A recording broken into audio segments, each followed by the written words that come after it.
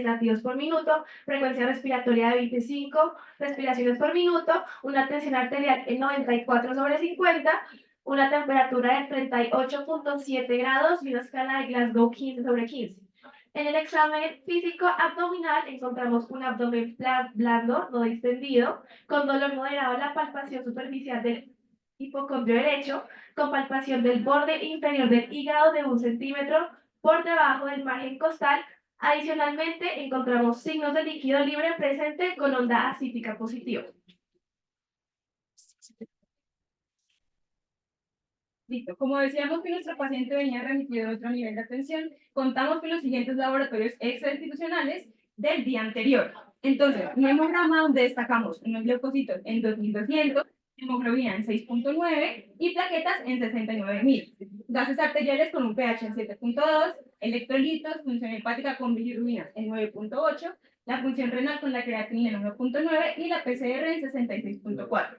Les dejamos un momentico para analizarlos o interpretarlos para clínicos.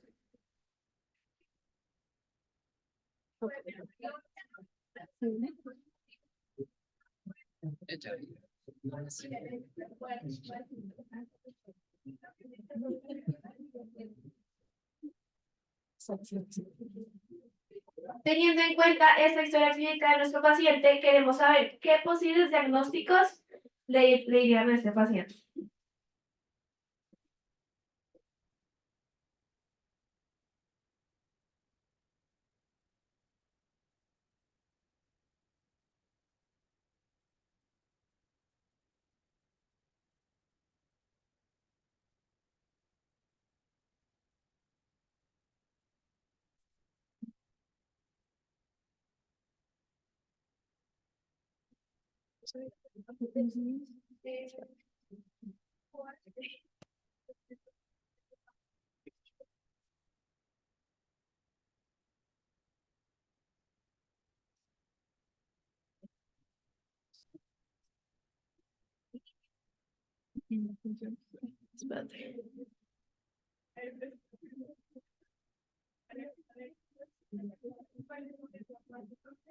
Listo, entonces tenemos varias respuestas: dengue con signos de alarma, dengue hemorrágico, colangitis, absceso hepático, hepatitis.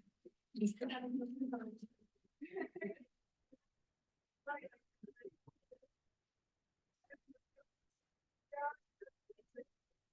Entonces, como tal, nuestra charla va a ser dengue severo en urgencias, enfocado en la complicación hemorrágica. Mi nombre es María José Escobar, estudiante de 9º semestre y miembro activo del grupo de emergencias del Dr. Rosales.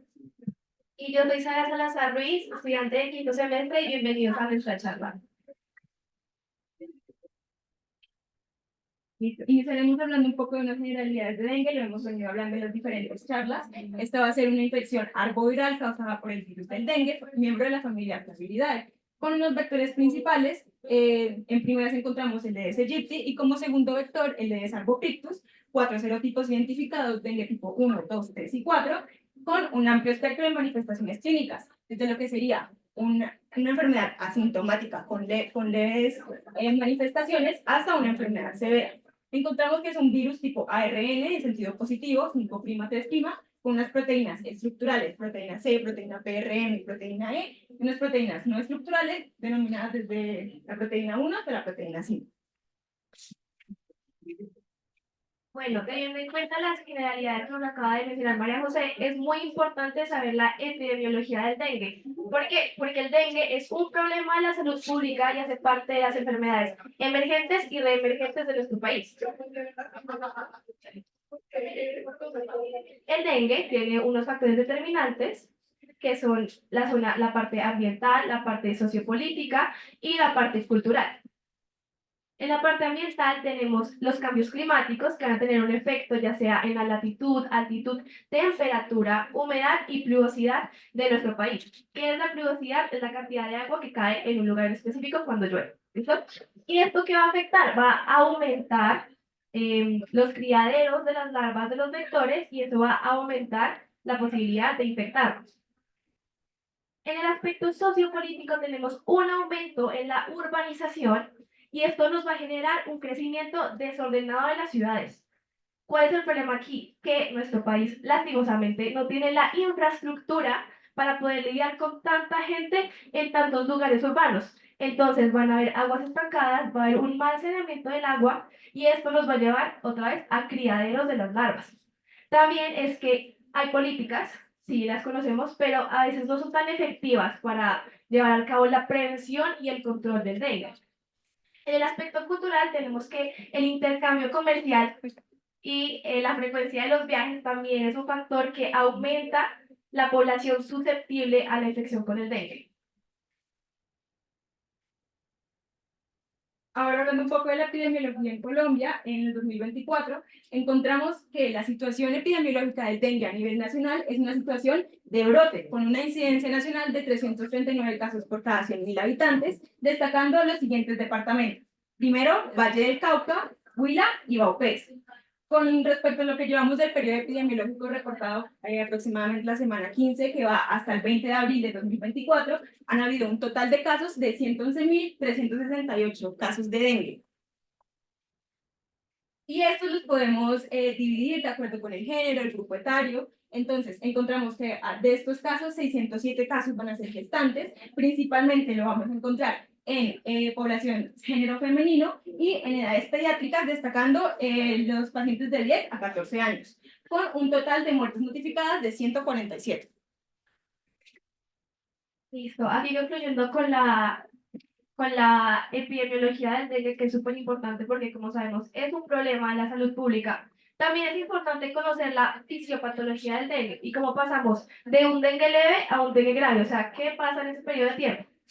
Es importante saber que la gravedad de la enfermedad depende de la carga de la viremia. Entonces, en primera instancia tenemos a nuestro mosquito que nos pica, ¿sí? Tenemos el Aedes aegypti que nos va a transmitir el virus del dengue.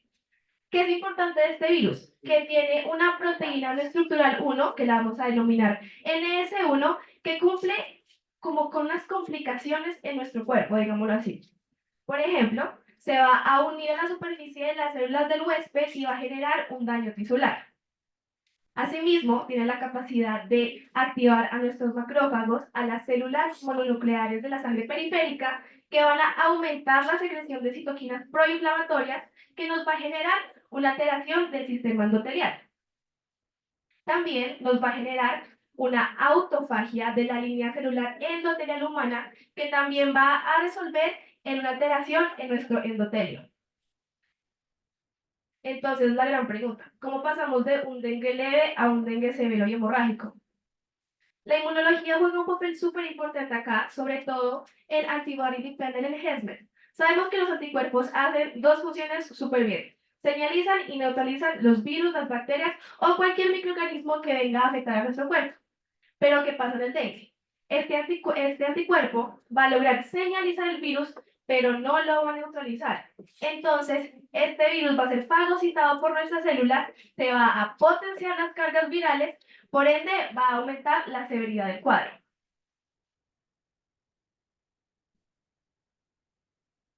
Hay una hipótesis que dice que el dengue severo es secundario a una infección por otro serotipo.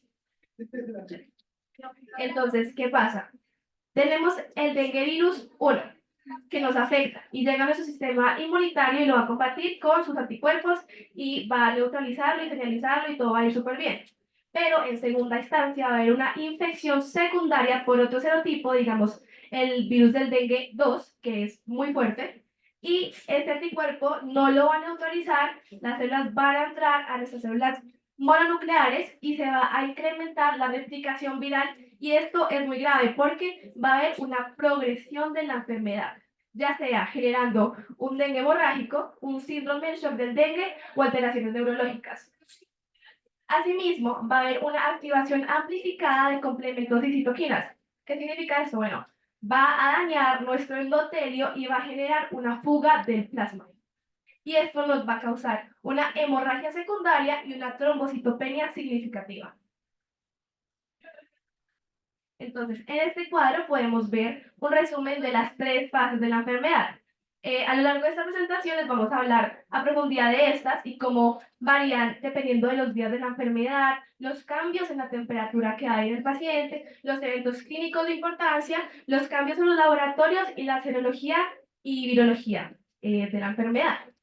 Entonces, hay tres fases de la enfermedad: la fase febril, la fase crítica y la fase de recuperación. La fase febril toma lugar entre el segundo y el séptimo día de la enfermedad. Es característico por el nombre, por una fiebre alta de hasta 39 grados centígrados. Pero, ¿cómo sabemos que es dengue? Porque con esta sintomatología podría ser cualquier enfermedad infecciosa o inflamatoria en el cuerpo humano. Bueno, tenemos la ayuda de la prueba del torniquete, que, para aclarar, no es una prueba diagnóstica, tampoco nos va a evaluar la severidad del cuadro del dengue, pero nos puede ayudar como un complemento diagnóstico para saber si este paciente podría llegar a tener dengue. ¿Qué necesitamos aquí? Un tensiómetro manual, un fonendoscopio y un lapicero, ¿sí? Con esto vamos a sacar la presión arterial del paciente para llegar a la presión arterial media. Cuando tenemos ese número en mente, vamos a dibujar un cuadrado de 2,5 centímetros en el ángulo anticubital del brazo, y vamos a insuflar el tensiómetro hasta la presión arterial media que ya habíamos sacado. Vamos a esperar 5 minutos. ¿Y qué esperamos ver en un paciente sugestivo de dengue? Petequias. Más de 20 es un paciente que podría llegar a tener dengue.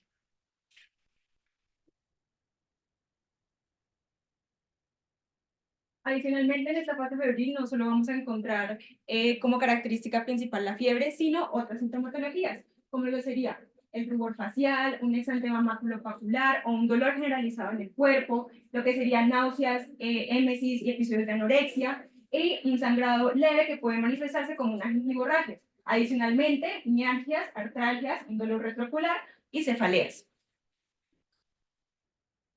Con estas manifestaciones clínicas podríamos decir que puede ser una infección por cualquier otra enfermedad transmitida por vectores.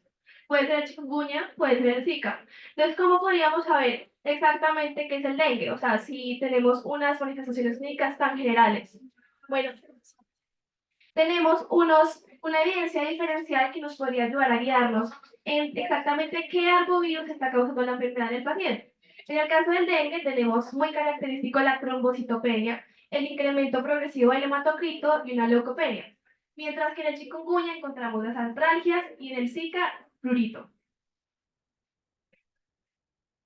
Ahora seguimos a la fase crítica del dengue, que es la que vamos a tratar en urgencias.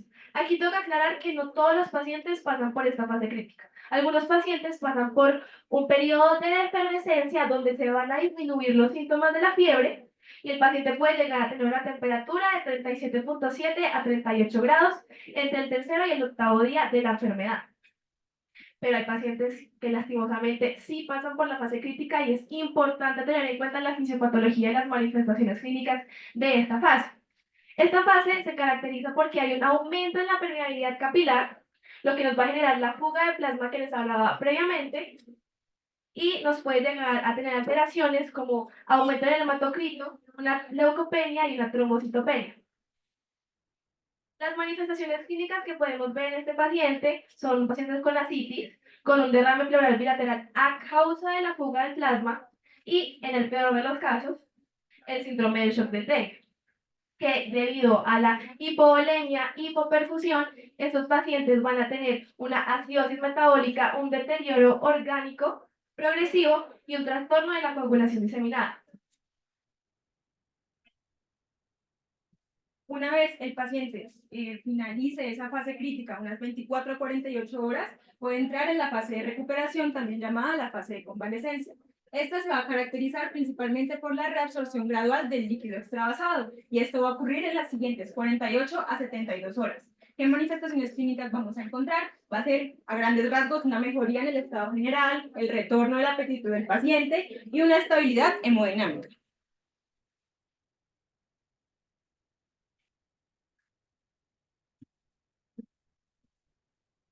Para poder abordar el dengue, hay que tener en cuenta algo súper importante. Toca abordarlo según la fase de la enfermedad en la que está el paciente. Y cada fase tiene unas complicaciones específicas. Por ejemplo, en la fase febril encontramos una complicación, la deshidratación o daños neurológicos debido a la fiebre tan alta. En el caso de la fase crítica encontramos la posibilidad de un shock hipovolémico cardiogénico, un daño orgánico, una acidosis metabólica o el trastorno de coagulación diseminada. Por otro lado, en el aspecto de la recuperación, en la fase de recuperación, encontramos una complicación inducida por la cantidad de líquidos que le damos al paciente en urgencias, por ejemplo.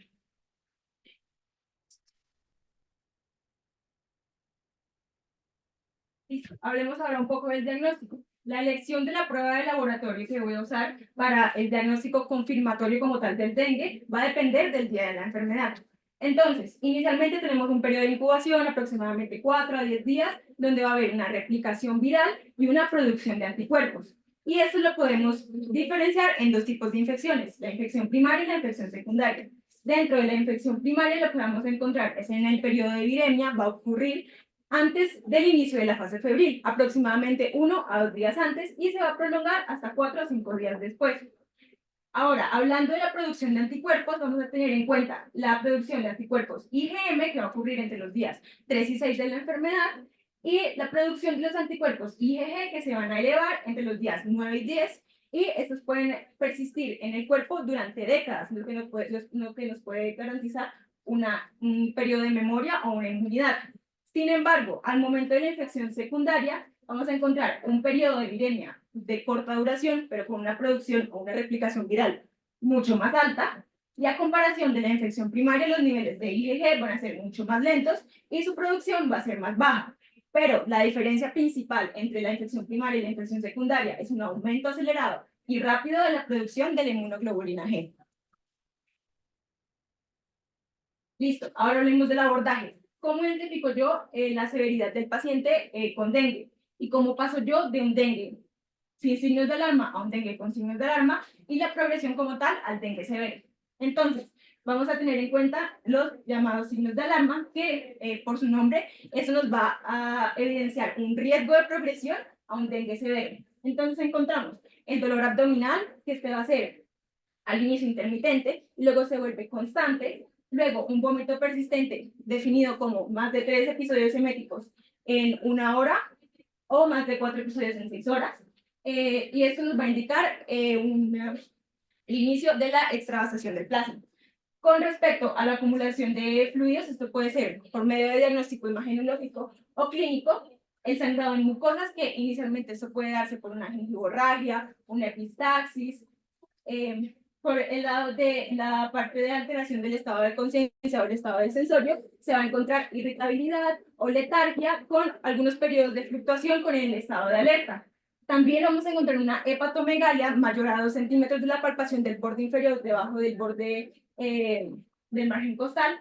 Y muy importante, las pruebas de laboratorio, que van a ser un aumento en el hematocrito, esto ya en 2 tomas seriadas, con respecto a la monitorización del paciente, y una disminución en el conteo plaquetario de menos de 100.000, que también nos indica una fuga de plasma o una extravasación.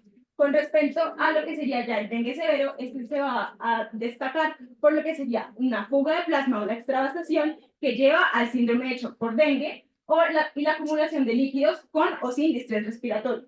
También vamos a encontrar una hemorragia severa y un compromiso orgánico, que principalmente puede darse por compromiso hepático con aumento de las transaminasas, compromiso neurológico, cardíaco u otros órganos. Con respecto a los criterios de manejo, ¿cómo sé yo cuándo dar un manejo intrahospitalario o un manejo ya en unidad de cuidados intensivos? Este va a ser intrahospitalario cuando evidenciemos dengue con signos de alarma, intolerancia en la vía oral, dificultad respiratoria, disminución en la presión de pulso de menos de 20 milímetros de mercurio, hipotensión arterial, la presencia de falla renal, alteraciones en lo que sería el llenado capilar, pacientes gestantes o con un antecedente de coagulopatía. Ahora, cuando sabemos que vamos a llevar a este paciente a cuidados intensivos porque está muy grave. Bueno, básicamente cuando hay un dengue grave o cuando hay un paciente que tiene riesgo de presentar complicaciones graves. También son pacientes que necesiten un manejo temprano del shock o que ya tengan un shock establecido con una acidosis metabólica grave. O sea, hablamos de un pH muy bajito.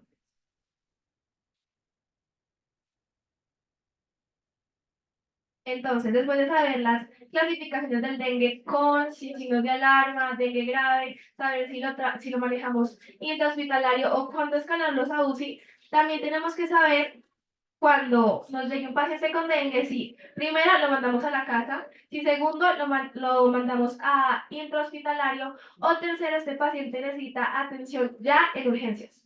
Este es el que nos vamos a enfocar el día de hoy, que es el plan C del manejo según la clasificación.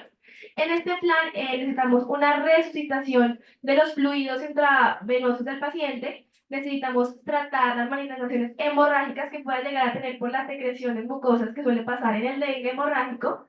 Necesitamos un control de la glicemia y de los electrolitos. Y súper importante en urgencias es saber que cuando tenemos un paciente que ya está hemodinámicamente estable, que tenemos que detener inmediatamente la terapia con fluidos.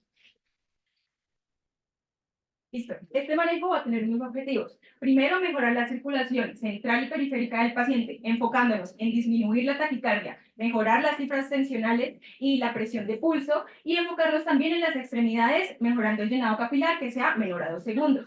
Con respecto al segundo objetivo, va a ser mejorar la perfusión de órganos terminales. Entonces, nos basamos en que el paciente tenga una mejoría en ese estado de conciencia, en el gasto urinario que sea mayor a 0.5 cc kilogramo hora y en la acidosis metabólica. ¿Cómo hacemos entonces ese manejo? Vamos a hablar de la reposición de fluidos. Principalmente vamos a usar líquidos cristaloides, que van a ser los líquidos de reanimación usados en el síndrome de shock por dengue. Podemos usar tanto solución salina al 0.9%, solución isotónica o el lactato de Ringer. La preferencia entre estos dos va a depender de alteraciones electrolíticas que presente el paciente. Por ejemplo, si el paciente está en hiponatremia, podemos usar la solución isotónica y el lactato de Ringer en el caso de que el paciente presente un hipercloremia. Hay que saber que estos líquidos vamos a titular según la evolución hemodinámica de ese paciente y los valores seriados del hematocrito que vamos a tomar. A grandes rasgos, podemos hablar de un número como tal del dengue. Entonces, iniciar la reanimación con 20 cc kilogramo hora cuando el paciente se nos presente con un shock hipovolémico. O iniciarla con 10 cc kilogramo hora en el caso de que el shock esté compensado. A partir de ahí, podemos iniciar también la disminución o la titulación como tal del cese de la fluidoterapia. Esto va a ser a partir de 20, 10, luego disminuimos a 7 cc kilogramo hora, luego 5 cc kilogramo hora, luego 3 y 2 cc kilogramo hora. Para entenderlo un poco mejor, tenemos el siguiente algoritmo. Entonces, se nos presenta el paciente con el shock hipotensivo al servicio de emergencias. ¿Qué debemos hacer inicialmente antes de hacer la terapia con fluidos? Es tomar un nivel de hematocrito que nos va a servir como un nivel de base. A partir de ahí, iniciamos la reanimación con líquidos isotónicos cristaloides y revaloramos el estado hemodinámico del paciente. En el caso de que haya una mejoría, vamos a empezar a disminuir de 20 cc a 10 cc kilogramo hora y lo vamos a pasar en 1 hora. Y una vez también se encuentre la revaloración, la mejoría del estado del paciente, vamos a continuar con el número del dengue. Entonces, de 10 pasamos a 7, lo infundimos en 1 a 2 horas. De 7 pasamos a 5, lo infundimos en 2 a 4 horas. Y de 5 a 3, lo pasamos de 2 a 4 horas, teniendo en cuenta cuándo detener esa terapia de fluidos. Con respecto a que el paciente no mejore, vamos a evaluar el hematocrito. Y lo vamos a comparar a partir del hematocrito de base que tengamos. Si el hematocrito lo encontramos como elevado o persistente, podemos dar un siguiente dosis de líquido cristaloide. Y lo vamos a pasar a 10 cc kilogramo hora en 30 a 60 minutos. Si hay mejoría, podemos iniciar con la disminución de la terapia de fluidos. Pero, ¿qué hago si el hematocrito está disminuido? Esto nos va a alertar de que hay una posible fuga o una hemorragia en el paciente. Si esta es clínicamente evidente, podemos ir directamente a la transfusión sanguínea. Pero en el caso de que no sea tan evidente y la terapia con cristaloides no muestre mejoría, podemos iniciar una terapia con coloides de 10 a 20 cc kilogramo hora y evaluar la necesidad de transfusiones. Listo. Entonces, un poquito ya entrando en la parte de emergencia, si el paciente se nos presenta con un shock hipovolémico al servicio, podemos usar el protocolo Roche que nos va a identificar el tipo de shock. Y este protocolo se basa en 3 bases fisiopatológicas: la bomba, el tanque y las tuberías, donde vamos a encontrar las siguientes alteraciones, principalmente en la bomba y el tanque, cuando hablamos de la determinación de la fuga del plasma. Entonces, el derrame pleural se puede presentar en cualquier volumen, la presencia de líneas B de más de 3 líneas en ápices o en bases, derrame pericárdico, ascitis, líquido pericolecístico y el engrosamiento de la pared vesicular de más de 3 milímetros. Ahora, ¿se acuerdan que hace un momento dije que en el plan C necesitamos hacer un control tanto de la glicemia como de los electrolitos? ¿Sí? Bueno, ahora vamos a ir un poquito más a profundidad a ver a qué me refería yo con esto. Entonces, en la parte del control glicémico, toca entender que un mismo paciente puede pasar por hiperglicemias e hipoglicemias en diferentes etapas de su estado crítico del dengue. En la parte de hiperglicemia, suele suceder en respuesta a un estrés neuroendocrino, que va a estar ligado con las catecolaminas y con el cortisol. ¿Cuál es el problema de la hiperglicemia? Que nos va a generar una diuresis osmótica que va a empeorar el cuadro de nuestro paciente que está en shock hipovolémico. ¿Cómo lo vamos a tratar en urgencias? Suministrándole una solución isotónica sin glucosa. En el caso de la hipoglicemia, esta suele estar muy presente en pacientes que tengan intolerancia a la vía oral o en niños desnutridos o también en pacientes con diabetes mellitus que estén con medicamentos hipoglicemiantes. ¿Cómo lo vamos a tratar? Con glucosa de 0,1 a 0,5 gramos por kilo. Y cuando los pacientes ya hayan mejorado su hiperglicemia o hipoglicemia, vamos a mantener una dosis de mantenimiento que consiste en dextrosa 5% en solución salina isotónica de 1 a 3 cc por kilogramo por hora. Hablando entonces del control electrolítico, tenemos que los pacientes pueden presentarse con una hiponatremia. Esta no se entiende muy bien su mecanismo, sin embargo, se asume a la terapia de reposición de fluidos cuando se realiza con líquidos hipotónicos, más las pérdidas gastrointestinales. Su tratamiento va a ser hacer la fluidoterapia con solución salina isotónica. Con respecto a otro tipo de alteración, va a ser la hipercalemia. En la hipercalemia, esta se asocia principalmente a la acidosis metabólica y a la lesión renal aguda. Su tratamiento va a ser, o su resolución va a ser principalmente con la fluidoterapia. Sin embargo, si nos encontramos ante una posición de una hipercalemia severa, se puede realizar las infusiones de gluconato de calcio o con insulina, más el mantenimiento de la glucosa, que sería con la dextrosa. Y por el lado de la hipocalemia, se asocia más que todo a las pérdidas gastrointestinales y la reposición de potasio se va a realizar individualizada. Hablemos un poco de las complicaciones hemorrágicas. Entonces tenemos que el sangrado en mucosas también se puede presentar en las fases febriles y esto va a ser considerado como un sangrado leve, pero cuando nos enfrentemos a un sangrado severo y oculto, que se puede manifestar con una hemorragia gastrointestinal o en las mujeres con una hipermenorrea, este lo vamos a tener en cuenta porque va a ser la principal causa de shock refractario profundo y prolongado. ¿Qué pacientes vamos a encontrar en riesgo? Aquellos con un shock hipovolémico que presenten una falla multiorgánica o una acidosis metabólica persistente. Adicionalmente, aquellos que hayan usado AINES, un antecedente de enfermedad ulceropéptica, terapia anticoagulante o cualquier forma de trauma, incluidas las inyecciones intramusculares. Entonces, en ese sangrado severo y oculto, inicialmente podemos encontrar en el dengue, entonces, ese aumento del hematocrito. Sin embargo, cuando empezamos a encontrar esa disminución del hematocrito, debemos sospechar la presencia de ese sangrado severo y oculto. ¿Cómo lo reconocemos? Ante el paciente que presente clínicamente ese sangrado persistente en presencia de inestabilidad hemodinámica. Adicionalmente, la disminución del hematocrito después de esa fluidoterapia, más que continúe ese paciente con una inestabilidad. El shock refractario, el shock hipovolémico, más la presencia del hematocrito bajo, que lo vimos en el algoritmo, y una acidosis metabólica persistente. Continuando un poco con el tratamiento de las complicaciones hemorrágicas, hay algo súper importante que nos preguntamos, ¿cuándo hacer una transfusión sanguínea? Bueno, básicamente de manera inmediata cuando se sospeche o se reconozca que hay algún tipo de sangrado en el paciente.